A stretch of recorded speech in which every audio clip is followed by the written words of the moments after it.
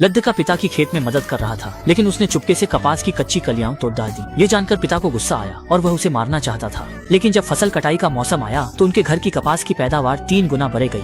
लड्डे का नाम शू ग्वांगची था। वह स्कूल में मशहूर बाल विलक्षण था। जब बाकी बच्चे मुश्किल किताबें याद करने में परेशान थे, वह खेती बाड़ी प्रैच रहा था। उस दिन परीक्षा शुरू हुए 10 मिनट ही हुए थे कि शू ग्वांगची उत्तर पुस्तिका जमा करने आ गया। ये देखकर गुरुजी को यकीन नहीं हुआ, पर जब उन्होंने वहीं जांचा तो पाया कि सारे जवाब सही थे और शू ग्वांगची जल्दी घर नहीं जा रहा था। उसे खेत में पिता की मदद करनी थी। इतना होशियार और आज्ञाकारी छात्र पाकर गुरुजी बहुत खुश हुए, पर कौन जानता था कि जल्दी परीक्षा खत्म करने वाला ये विलक्षण बच्चा अपने पिता को गुस्से से लगभग बेहोश कर देगा। स्कूल के बाद शू ग्वांगची बिना रुके खेत में पिता की खरपतवार निकालने में मदद करने पहुंचा। उसने देखा कि पिता बहुत चिंतित थे। उनके कपास के पौधे घने हरे भरे थे, उनमें सबसे ज्यादा कलियां थीं, पर पैदावार और गुणवत्ता हमेशा पडड हौसी बूढ़े जांग से कम थी। पिता हैरान थे। दोनों एक जैसे कपास के बीज इस्तेमाल करते, खरपतवार निकालने और खाद डालने में भी मेहनत करते, तो फिर इतना फर्क क्यों था? शू ग्वांगची भी ये जानने के लिए बहुत उत्सुक था। तभी बूढ़े जांग भी अपने खेत में खरपतवार निकालने आ गए, तो वो चुपके से बूढ़े जांग के खेत में जासूसी करने चला गया। बूढ़े जांग उसे देख न ले, इसलिए शू ग्वांगची ने पत्तों से छिपने का एक खास जुगाड़ बनाया। लेकिन बूढ़े जांग तो बस साधारण तरीके से खरपतवार निकाल रहे थे, उसमें कुछ भी अजीब नहीं था।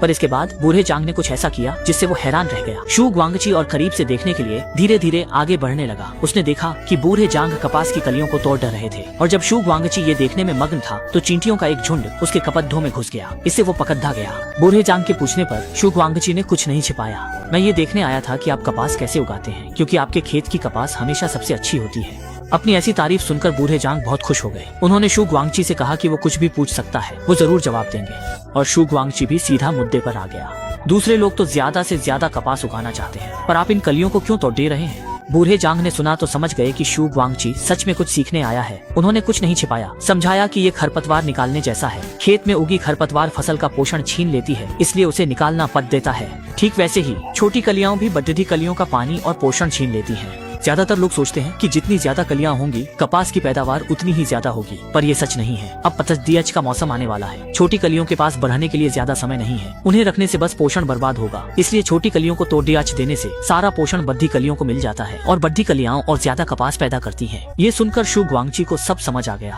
अच्छा, तो ये बात है। शुक्रिया बूढ़े दादाजी। बच्चे, तुम्हारे मन में सवाल हैं और तुम उनकी जड़ तक जाना चाहते हो, ये अच्छी बात है। अगली बार खुलकर पूछना, ऐसे छिप छिप कर नहीं। बूढ़े जांग की सलाह मानकर शू ग्वांगची ने अपने खेत की छोटी कलियों को एक एक करके तोड़ दिया, पर उसके पिता ने उसे ऐसा करते देख लिया। उन्हें तुरंत बहुत गुस्सा आया। वो अपनी चप्पल उठाकर उसे बुरी तरह मारने ही वाले थे। तभी खुशकिस्मती से दादी माँ वहाँ आ गई। शू ग्वांगची तुरंत दादी के पीछे छिप गया और उन्हें सब कुछ समझाया। पिता ने जब पूरी बात सुनी तो उन्हें भी लगा कि इसमें कुछ तो सच्चाई है, पर वो अभी भी दुविधा में थे। जांग दादाजी के खेत में कपास की सिंचाई और खाद हमसे ज्यादा अच्छी नहीं है, तो उनकी फसल हमसे अच्छी क्यों होती है? ये तरीका जरूर काम करेगा। कपास की पैदावार बढ़ाने के लिए पिता ने ये तरीका आजमाया। जल्द ही फसल कटाई का मौसम आया। शू ग्वांगची के घर कपास की बम्पर पैदावार हुई। पैदावार और गुणवत्ता पिछले कई सालों से ज्यादा थी। इस घटना के बाद शू ग्वांगची को खेती से और प्यार हो गया। वह मिंग राजवंश का मशहूर वैज्ञानिक बना और अपने आखिरी सालों में खेती पर महान किताब नोंगजेंग क्वानशू लिखी। आने वाली पीढ़ियों के लिए कीमती खजाना छोड़ गया।